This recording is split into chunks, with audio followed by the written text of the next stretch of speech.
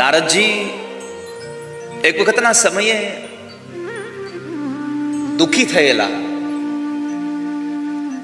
દુઃખી માણસને પૂછવું ન પડે કે તમે દુઃખી છો કે નહીં. દુઃખીને કોઈને કહેવું ન પડે કે હું દુઃખી છું એમ. કારણ એ માણસનો ચહેરો જ બોલી દે છે. જેના હૃદયમાં, દિલમાં જેને દુઃખ ભર્યું છે એ માણસ ભલે એનું મોઢું ચૂપ રહે તો આંખમાંથી અશ્રુધાર બોલે છે. માણસના ચહેરા પરથી ખબર પડી જાય કે આ માણસ કેટલો દુઃખી છે, શું છે.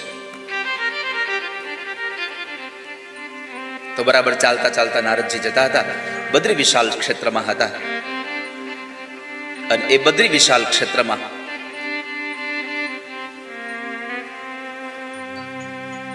નારદજીને સનત કુમારો મળે છે. સનત કુમારો મળ્યા એટલે સનત કુમારોએ પ્રશ્ન કર્યો. ભાગવતજીના શ્લોકો ભર્યા છે.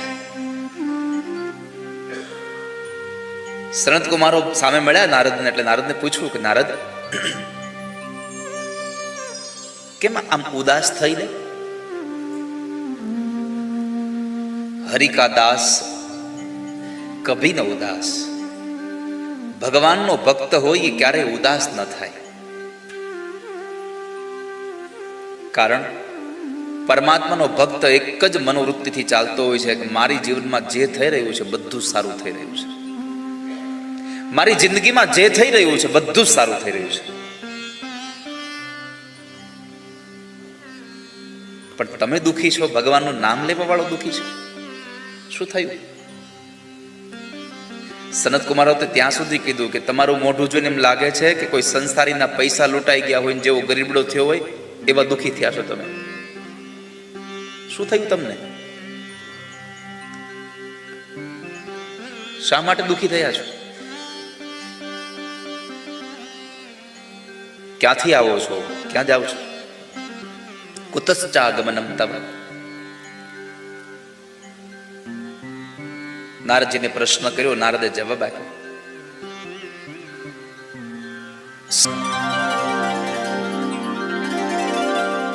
સનત કુમારો, આ સંસારના માણસને તમે કેમ દુઃખી થયા છો પૂછે.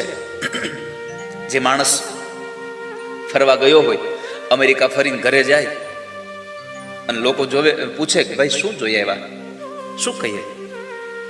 અરે કેટલી મોટી મોટી બિલ્ડિંગો છે, કેટલા મોટા મોટા ઘર છે લોકોના.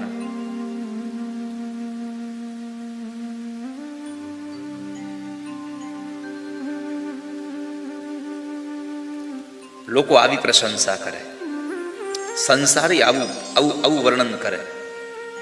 પણ નારદને પૂછ્યું કે નારદ, તમે તો બહુ બધા ક્ષેત્રમાં ફરીને આવ્યા, શું જોયું? સાધુની દ્રષ્ટિએ કહ્યું, સત્યમ નાસ્તિ તપઃ શૌચમ. આ સંસારમાં સત્ય નથી રહ્યું. લોકો અસત્યનો આશરો બહુ કરે છે. વાત વાતમાં ખોટું બોલ્યા કરે છે.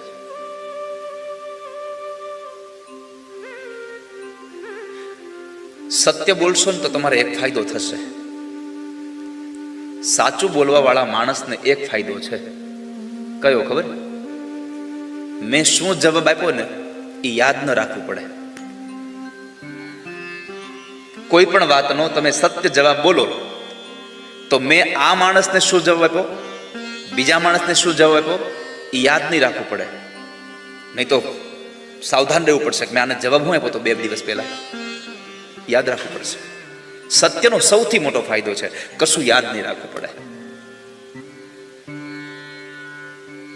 આ સંસારમાં સત્ય નથી રહ્યું સંત કુમારો. સત્યમ નાસ્તિ તપઃ. દુનિયામાં તપ ઓછું થઈ ગયું. તપનો મહિમા ઘટી ગયો. શા માટે તપનો મહિમા ઘટ્યો? તો ઘણા લોકો એવી કમેન્ટ કરે છે કે સાધુ ઢોંગી થઈ ગયા ને એટલે તપનો મહિમા ઘટી ગયો. સાધુ પાખંડી બની ગયા એટલે તપનો મહિમા ઘટી ગયો.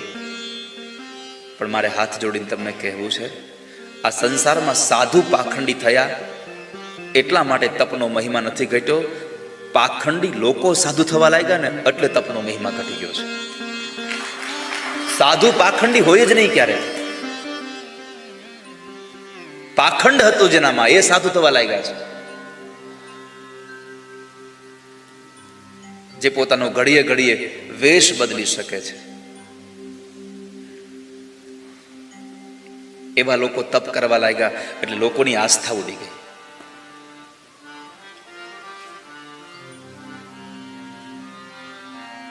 કોઈ ખોટો માણસ સાચા માણસની જગ્યાએ જે સાચો માણસ જે કામ કરે છે એવું જ કામ કોઈ ખોટો માણસ કરે અને પછી સમાજ પાસે એ લઈને ખોટું કામ કરે ને એટલે પછી એની અસર સાચું કામ કરવા વાળા માણસો ઉપર પડે છે. હું આ વર્તમાન સમયમાં તમને એ સાબિત કરીને બતાવી શકું કે સેવા માટે બહુ બધા ટ્રસ્ટો છે. જેમ આપણું શક્તિ મંદિર પણ ખૂબ સેવા કરે, અહીંયા લોકો જમે છે, બીજી અન્યત્ર ખૂબ બધી સેવાઓ થાય છે.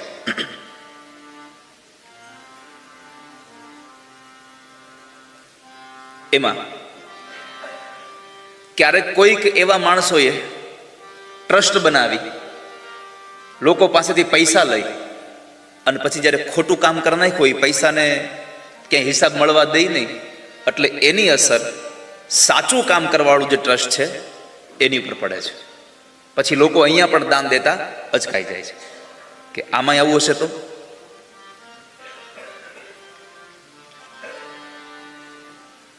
આ સત્ય ઘટના છે. તો તપ ઘટી ગયું. સત્યમ નાસ્તિ તપઃ શૌચમ દયા દાનમ ન વિદ્યતે. શૌચનો અર્થ છે પવિત્રતા. સંસારમાં પવિત્રતા જતી રહી. પવિત્રતાનો અર્થ એવું ન સમજશો ખાલી શરીરની જ પવિત્રતા ગઈ છે.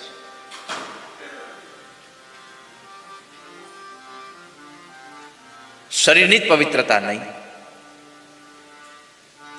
જિંદગીમાં 3 વસ્તુની પવિત્રતા બહુ આવશ્યક છે. આ તન, આ મન અને ધન, આ 3ની પવિત્રતા બહુ જરૂરી છે. શાસ્ત્રોએ જે પ્રમાણે નિયમો બનાવ્યા છે એ પ્રમાણે જો તમે જુઓ તો તમે આપણે પવિત્રતામાં કશું કંઈ કરતા જ નથી.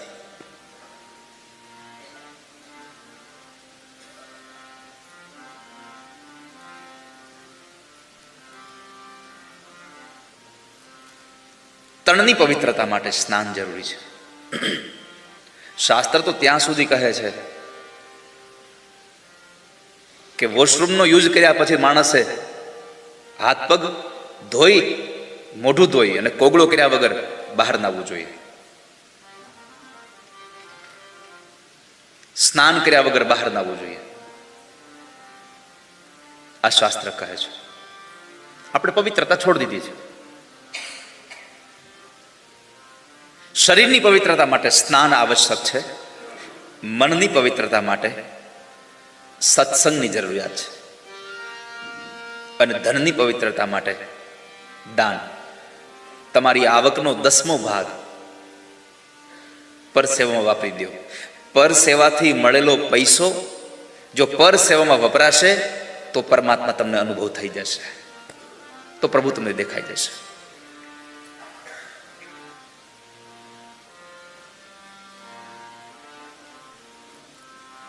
તો પવિત્રતા જતી રહી છે. સત્સંગમાં બેઠા છો, તમારું મન પવિત્ર બની રહ્યું છે. સ્નાન કરશો, તમારું તન પવિત્ર થઈ રહ્યું છે.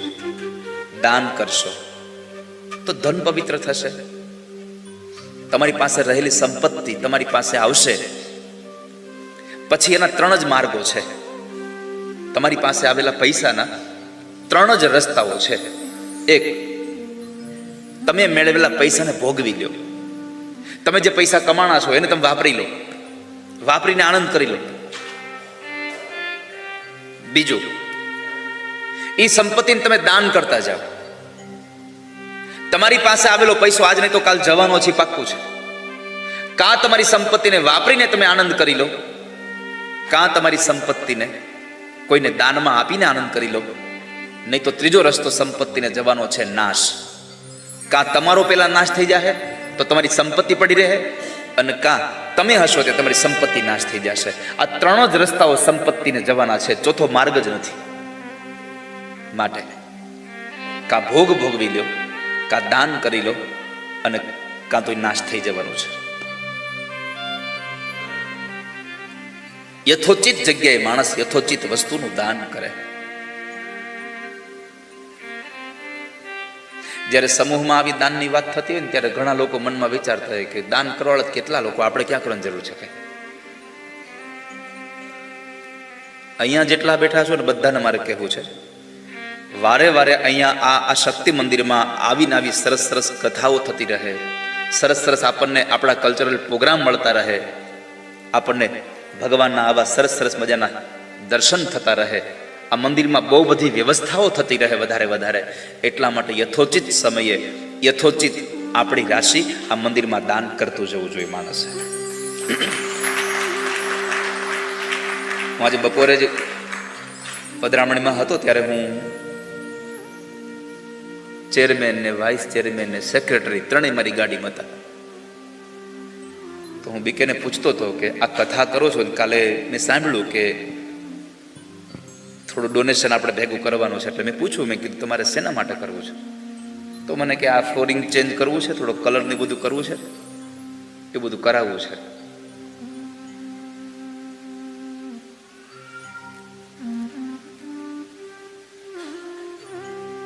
$2-2.5 લાખ રૂપિયાનો ખર્ચો છે. મેં કહ્યું અહીંયા માટે 2-2.5 લાખ રૂપિયા એટલે કઈ બહુ લાંબા છે નહીં. અહીંયા તો એક માણસ આપી દે એવા લોકો પાસે ભગવાને સંપત્તિ આપી છે. પણ આપણે એવું કરવું છે કે એક માણસને બધો લાભ નથી દેવો, આપણે તો જેટલા આવી બધાને લાભ દેવો છે. અહીંયા જેટલા આવે એ બધાને આપણે લાભ દેવો જોઈએ. એ બધાને એમ થવું જોઈએ કે આ શક્તિ મંદિરમાં અમે જઈએ છીએ, અહીંનો પ્રસાદ ખાધો છે, અહીંના દર્શન કર્યા છે, આની પાસે અમે કંઈક માગ્યું છે તો અમારે કંઈક આપવું જોઈએ. મેં કહેતો હતો કે તમારે વ્યવસ્થા કરવી જોઈએ કે એક માણસ ખાલી 151 રૂપિયા અહીં આપીને જાય ને તો આ બધા ભેગા થયેલા છે એ બધા જો આપતા જાય ને તો મને લાગે છે કે કથા પૂરી થઈને આવતું વર્ષ આવે તો બધું પૂરું થઈ જાય પાછું કામ. નાની એવી વ્યવસ્થા છે. અને આમ પણ તમારી ફરજમાં આવે છે કે તમારે મફતમાં કથા સંભળાય નહીં. મૂવી જોવા જાવ ને મફતમાં આવવા દે છે? હે, અમારે અહીંયા ધાણી એક મુઠ્ઠી ખાલી માં ધાણી તળી દે ને તો આવડું મોટું બકડિયું ભરાય. એ તમારું અહીં પોપકોર્ન, હા, આટલું કમથું ડબલું આપે તો કેટલા રૂપિયા લઈ જીગરભાઈ? નહીં કે તું ગયો તું કે $20 પોપકોર્નના $20. હે, અમારે $20 ના પોપકોર્નમાં આખું ગામ જમે.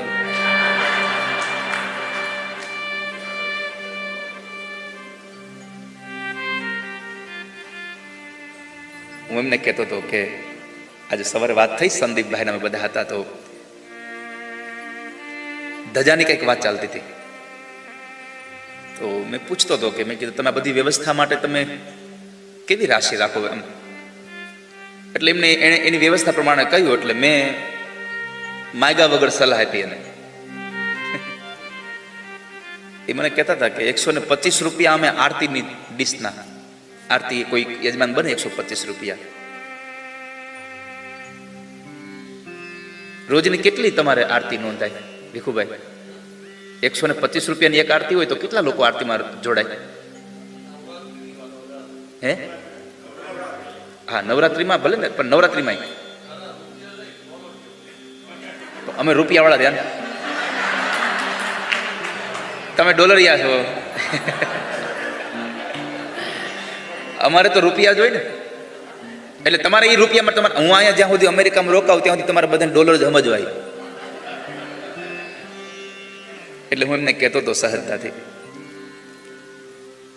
કે રોજ તમે અહીંયા પણ એવું કરી શકો કે આજની આરતી આમના તરફથી છે, આજની આરતી આ લોકો તરફથી છે. મેં તથાસ્તુમાં આવી વ્યવસ્થા કરી છે.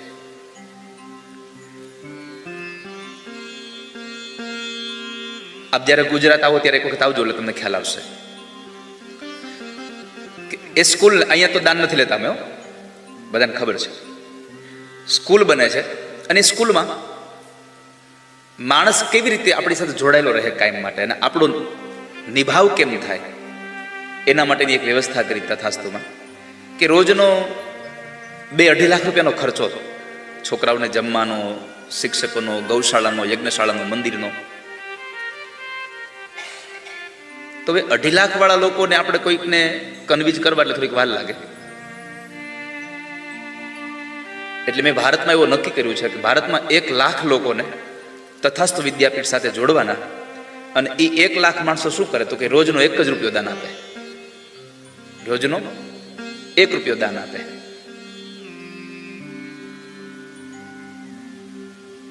આપણો 1 રૂપિયો કદાચ કાંઈ ન કરી શકે, પણ આ બધાનો 1-1 રૂપિયો ભેગો થાય તો બહુ બધું મોટું નિર્માણ થઈ શકે. હવે અમે ત્યાં જેમ રૂપિયો લઈએ છીએ 1 લાખ લોકો પાસેથી, એમ તમે અહીંયા 1000 લોકો ખાલી રોજનો $1 આપો. સમજાય છે મારી વાત? બહુ બધું નિર્માણ થઈ જાય. તમારા 1 રૂપિયાથી કદાચ બિલ્ડિંગ ન બને, પણ તમારા બધાના 1-1 રૂપિયાથી બહુ મોટી બિલ્ડિંગો બની જાય. એટલે હું એમને કહ્યું હતું કે આવી કંઈક વ્યવસ્થા કરજો કે કાયમ માટે એક જ યજમાન નહીં, પણ તમને ઘણા લોકો તમારા મંદિર સાથે જોડાઈ જાય. એ પોતે પોતાની જાતને આમ ખુશી અનુભવી શકે કે અમે પણ મંદિરમાં એક સહયોગી છીએ. આવી વ્યવસ્થાઓ અમે આ તો સામાન્ય રીતે ગાડીમાં વાત કરતા હતા ને, કારણ કે 1-1 કલાક દૂર જવાનું પધરામણીમાં બીજું કરીએ હું અમે એમાં ગાડીમાં, એટલે આવી બધી વાતો કરીએ.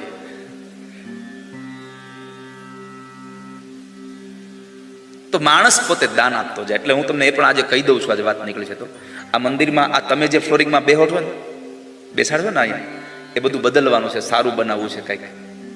આ લોકોનો ભાવ સારો છે તો 7 દિવસમાં તમને એના માટે આપણે એક માણસ ખાલી $151 સેવા કરે તો આ બધા થઈને જો ભેગા થાય ને તો બધું આમનામ જ પૂરું થઈ જાય કથાના માધ્યમથી. અમે તો આવું જ કરીએ. હમણાં જો હું અહીંયા આવ્યો છું તો 2 સેવાઓ લઈ. અમારે 19 ફેબ્રુઆરીએ તથાસ્તુ વિદ્યાપીઠમાં દીકરીઓના લગ્ન છે, કે જે દીકરીઓને બાપુજી ગુજરી ગયા હોય એવી 21 દીકરીઓના લગ્ન છે, કોઈ પણ જ્ઞાતિની. એટલે અમે અહીંયા અમેરિકા આવ્યા હોય તો 1-1 માણસને 1-1 દીકરી કન્યાદાન માટે દત્તક દઈને જઈએ. આ 12 સપ્ટેમ્બરે 300 લોકોને હરિદ્વાર લઈને જવાના છે. હવે 300 લોકોને હરિદ્વાર લઈને જવાના કેવા તો કે ક્યારેય હરિદ્વાર ગયા ન હોય અને ભવિષ્યમાં હજી જવા માટે એની પાસે સંપત્તિ એવી નથી કે અમે સરળતાથી હરિદ્વાર જઈ આવીએ. એવા 300 લોકોને ટિકિટ ભાડું આપણે દેવાનું, ત્યાં રહેવાની વ્યવસ્થા આપણે દેવાની, જમવાનું આપણે દેવાનું, એની પાસે 1 રૂપિયો નહીં લેવાનો. આવા 300 લોકોને ગયા સપ્ટેમ્બરમાં 700 લોકોને લઈ ગયા હતા, આ વર્ષે 300 લોકોને લઈને જઈએ. એટલે 300 લોકોને લઈને જવાય તો પૈસા એટલા જોઈએ. તો અમે અહીંયા એવી વ્યવસ્થા કરી 300 લોકો અમે એવા કરીશું કે જે 1 માણસ 1 લોકોની ફી ભરતો હોય. કથાના માધ્યમથી આ બધું થઈ શકે છે. આ કથા એમને નથી થતી. આ કથા કરવા માટે કેટલા લોકો પાસે આ ટ્રસ્ટી મંડળો એ બધાને પ્રેરણા કરી શકે. તમે મુખ્ય મનોરથી બનો, તમે સહયજમાન બનો, તમે એક દૈનિક યજમાન બનો. અને એ બધાએ જ્યારે પોતાની દૈવી સંપદાનો આમાં ઉપયોગ કર્યો એટલે તમે બધા આટલા પ્રેમથી ભગવાનની કથા સાંભળવા બેસી ગયા છો મફતમાં. કશું એમને નથી મળતું. તો માણસની સંપત્તિ જવાના માર્ગો 3 જ છે: ભોગ, દાન અને નાશ. તો સંસારમાં દાન નથી રહ્યું. આ બધી વાત નારદજી સનત કુમારોને કહેતા હતા. શું કરીએ? નારદજીએ પોતાની વ્યથા વર્ણવી કે અનાજ વેચાતું થયું, ઉદરમ ભરીણો જીવા, પેટ ભરા લોકો રહે. પોતાનું કામ કરાવવું હોય તો આપણને ઘીથી લચપચતા લાડવા ખવડાવે છે, અને કામ ન થાય તો છાશ આપતા બંધ થઈ ગયા છે. હા, સુર નર મુનિ જન સબ કી હરિતિ, સ્વાર્થ કારણ કરહી પ્રીતિ. આ દુનિયામાં માણસોને સ્વાર્થ છે ત્યાં સુધી તમને પ્રેમ કરે છે. જેવો સ્વાર્થ પતી ગયો એટલે કોણ હું ને કોણ તું, કોઈ કોઈને બોલાવતું નથી. અને જ્યાં સ્વાર્થ હોય ત્યાં ભગવાન રાજી ન થાય કોઈ દિવસ. આ તો સ્વાર્થમાં માણસ આંધળો થયો છે. તો નારદજીએ કહ્યું કે સંસારના લોકો પેટ ભરા થયા છે, મોઢે સારું બોલે ને પાછળથી ખરાબ બોલનારા થયા છે. અને આ દુનિયામાં આપણે બધાને ખબર જ છે. આ નારદજીએ તો કેટલા વખત પેલા કહી દીધું છે.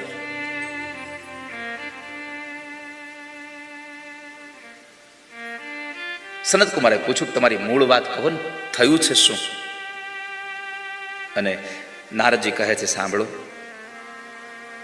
હું આ દુનિયામાં બહુ ભ્રમણ કર્યું, પણ એ ભ્રમણની અંદર મને ક્યાંય શાંતિ જોવા ન મળી.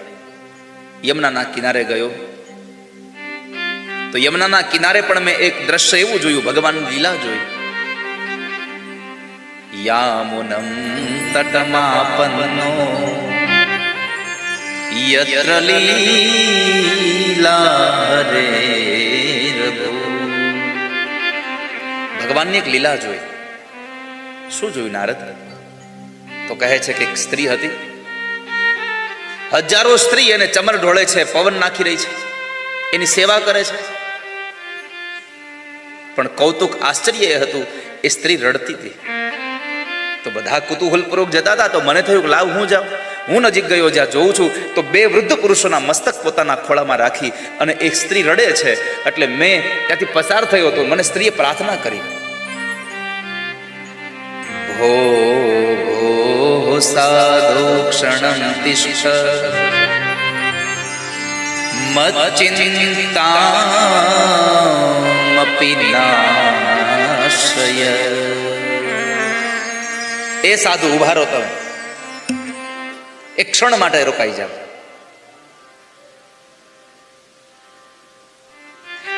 અહીંયા એક ક્ષણ શબ્દ લખ્યો છે.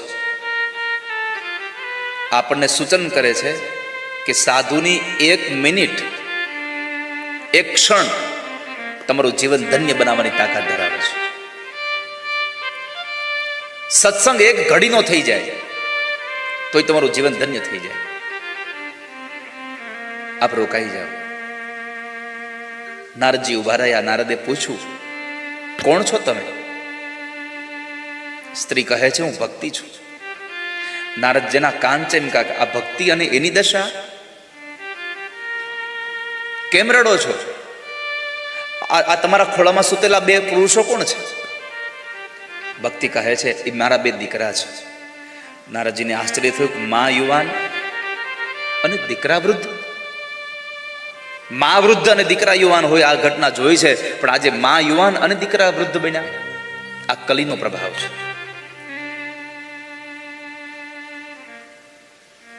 નારદજી પૂછ્યું કે આવું કેમ બન્યું? ભક્તિ મહારાણીએ પોતાની ઘટના કઈ બતાવી કે હું દ્રવિડ દેશમાં ઉત્પન્ન થઈ હતી, કર્ણાટકમાં મોટી થઈ, મહારાષ્ટ્રના અનેક પ્રાંતોમાં ચાલતી ચાલતી ક્વચિન મહારાષ્ટ્રમાં ચાલતી ચાલતી હું આવી, ગુર્જરમાં આવી તો ઘરડી થઈ.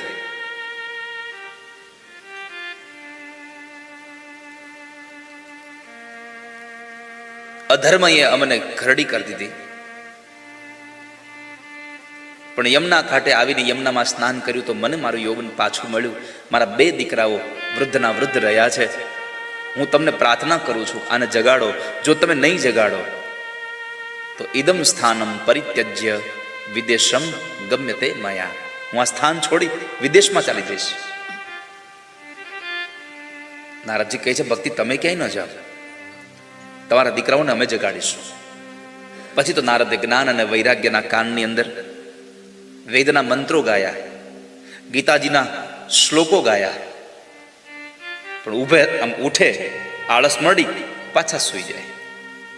એક બાજુ ભક્તિ એમ કહે છે હું જતી રહીશ, બીજી બાજુ આ બંને ઉઠતા નથી.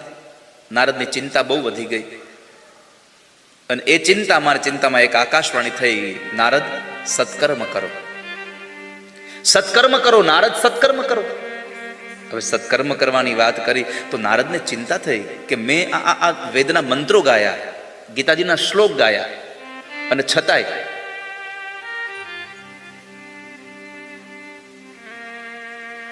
એને સત્કર્મ ન કહેવાય તો સત્કર્મ કોને કહેવાય?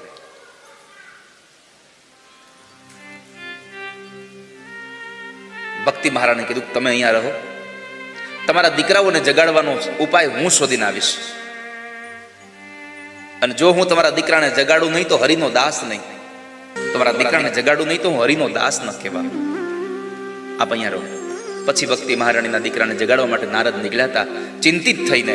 અને સનતકુમારો મળ્યા. સનતકુમારોને પ્રશ્ન કર્યો કે સનતકુમારો, જેના જ્ઞાન અને વૈરાગ્ય સૂઈ ગયા હોય અને ગીતાજીના શ્લોક અને વેદ મંત્રથી ન જાગે તો એને જગાડવા શું કરવું જોઈએ? અને સનતકુમારોએ કીધું કે એને જગાડવા માટેનું એકમાત્ર સાધન છે, એને તમે સત્સંગ કરાવો, એને ભાગવતની કથા સંભળાવો. હું ભાગવત સાંભળવા બીજે ક્યાં જાઉં? તમે જ મને ભાગવત સંભળાવો. સનતકુમાર અને નારદની વચ્ચે નિર્ણય થયો ભાગવત કથા કરવાનો. કથા ક્યાં કરીશું? ક્યાં કથા કરવી જોઈએ? આવો પ્રશ્ન આવ્યો એટલે બદ્રી વિશાલમાં કથા ન કરીએ, આપણે હરિદ્વારમાં કથા કરીએ. ગંગાજીની જે ધારા વહે છે એમાં આનંદ નામનો એક તટ છે, એ આનંદ નામના તટ ઉપર કથા કરીએ. ગંગા દ્વાર સમીપે તટમાનંદ નામકં. આનંદ નામના તટ ઉપર આપણે કથા કરવી જોઈએ. કથાનું સ્થળ નક્કી થઈ ગયું, કથાની વ્યવસ્થાઓ થવા લાગી. બધા લોકોને ખબર પડી ગઈ કથા છે, કથા છે, કથા છે. સૌ લોકો કથામાં આવે છે. ઋષિમુનિઓ આવ્યા છે. ઋષિમુનિઓ આવ્યા એમાં એક બહુ સુંદર વાત બતાવી છે કે જે લોકો નહોતા આવતા ને એને સમજાવીને ભૃગુ ઋષિ કથામાં લઈ આવ્યા છે. આ આપણને ટકોર કરી છે કે એકલા કથામાં જવું નહીં, કોઈકને હારે કથામાં લઈ જવા માટે પ્રેરણા કરવી. હાલો કથામાં. એકલા કથામાં જાવ તો વૈષ્ણવ નથી, એકલા મંદિરે જાશો તો વૈષ્ણવ નથી. નરસૈયાના શબ્દો છે કે તુજ સંગમાં જો કોઈ વૈષ્ણવ થયો તો તું સાચો વૈષ્ણવ જાણ રે. તારા સંગથી કોઈ વૈષ્ણવ થાય તો તું વૈષ્ણવ છો.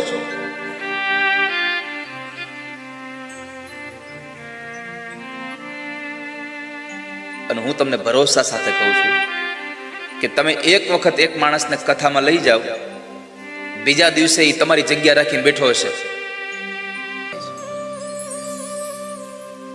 રાત્રે સૂતા પછી જવારમાં જે પથારીમાંથી ઉઠો ને એને ઉઠ્યા કહેવાય, અને વિચારોથી જાગે એને જાગ્યો કહેવાય.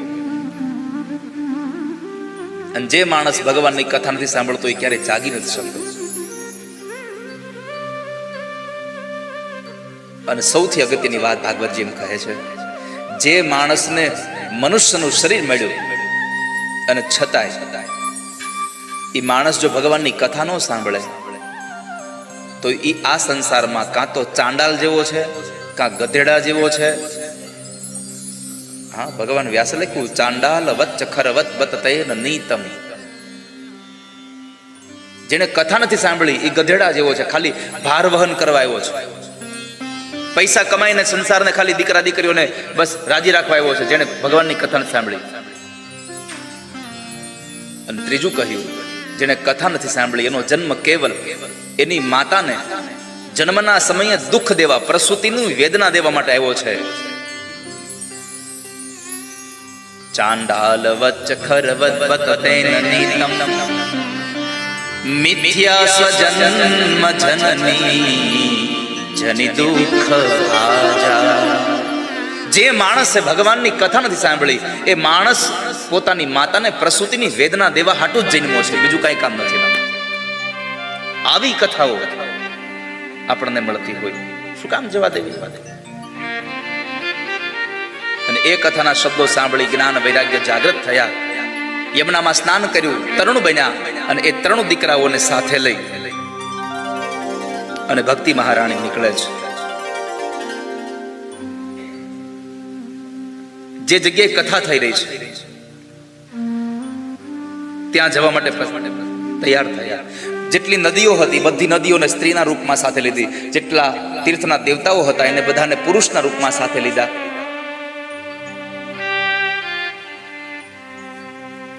અને એ બધા ભગવાનની કથા માટે જાય છે. જ્યારે કથા માટે જતા હતા ને ત્યારે માર્ગની અંદર એટલી બધી સ્ત્રીઓ હતી છતાં વાતો નહોતી કરતી. નકર બે બેનો ભેગા થઈને વાતો કર્યા વગર રહી જ ન ગઈ. ભાગવતજીમાં એમ કહ્યું છે કે તમે જ્યારે સત્સંગમાં જતા હો ત્યારે બીજા કોઈની વાતો કરતાં કરતાં ન જવું જોઈએ. પરમાત્માનું નામ સ્મરણ કરતાં કરતાં તમારે ઘરેથી નીકળી અને ભગવાનના કથા મંડપ સુધી જવું જોઈએ.